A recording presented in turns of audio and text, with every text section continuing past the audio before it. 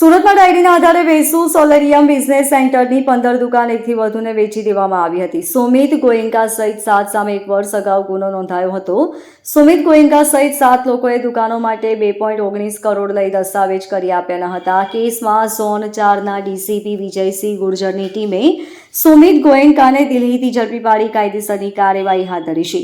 Asset broker અભિષેક વિનોદકુમાર ગોસ્વામીએ વર્ષ પહેલા એક વિડીયો વાયરલ કર્યો હતો, જેમાં તેણે એવું લખ્યું હતું કે ઘણા લોકોના કરોડ રૂપિયા ગજવે ઘાલીને ફરાર થયેલા સુમિત ગોયંકા શ્રેષ્ઠા ગ્રુપ ડેવલપર્સના ભાગીદાર ભાવિન દુર્લભભાઈ પટેલ, પ્રદુપ તમાકુવાલા, વસંત પટેલ, તુષાર આર શાહ, રાજુ સિંહ અને ઓમકાર સિંહ વિરુદ્ધ માહિતીનો વિડીયોમાં વાયરલ કરી હતી. 1 વર્ષ અગાઉ વેસુ પોલીસ મથકમાં 2.19 કરોડની ઠગાઈની ફરિયાદ નોંધાવતા અભિષેક ગોસ્વામીએ કહ્યું કે તેમણે અને તેમની પેઢી ઠાકોરજી બિલ્ડરને વેસુ સોલેરિયમ બિઝનેસ સેન્ટરમાં 15 દુકાન વેચવાનું કહી પૈસા લીધા બાદ ડાયરી બનાવી આપી હતી. પોલીસે કહ્યું કે આરોપી ખાખરાનો વેપારી છે. 15 દુકાન વેચી પૈસા લીધા બાદ ડાયરી બનાવી આપી હતી, પરંતુ દસ્તાવેજ કરી આપ્યો ન હતો. જેમાંથી એક ફરિયાદીએ શંકા જતા તેમણે તપાસ કરી તો જાણવા મળ્યું હતું કે તેમણે ડાયરીના આધારે 15 દુકાન એકથી વધુને વેચી છે અને તેને સૂત્રધાર સુમિત ગોયંકા છે.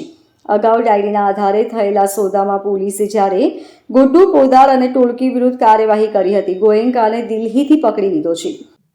वेसु पुलिस स्टेशन में जुलाई 2023 में एक 420 भी आईपीसी के तहत एफआईआर हुई थी, जिसमें टोटल 7 अक्यूज थे. उनमें से एक मेन अक्यूज था सुमित गोयनका. वो पिछले करीब 1 साल से फरार था. तो कई जगह पे हम लोग कंटिन्यू ट्राई कर रहे थे इसको पकड़ने का.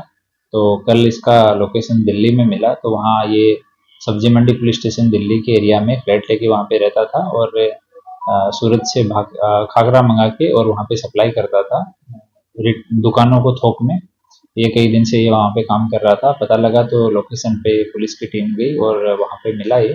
तो वहाँ से इसको डिटेन करके और वैसे पुलिस स्टेशन लाया गया. अभी इसको अरेस्ट करके और पूछताछ चालू है. ये जो पार्टिकुलर एफआईआर है वो 1,65,00,000 रुपए की एफआईआर थी, जिसमें कुछ और लोगों के साथ मिलके इसने डायरी को इधर उधर ट्रांसफर किया था और डायरी के बेस पे ही कुछ दुकानों को सोल्ड किया था और बाद में वो दुकान जो है जिन्होंने पैसा दिया था उनको दुकानें तैयार करके नहीं दी गई थी.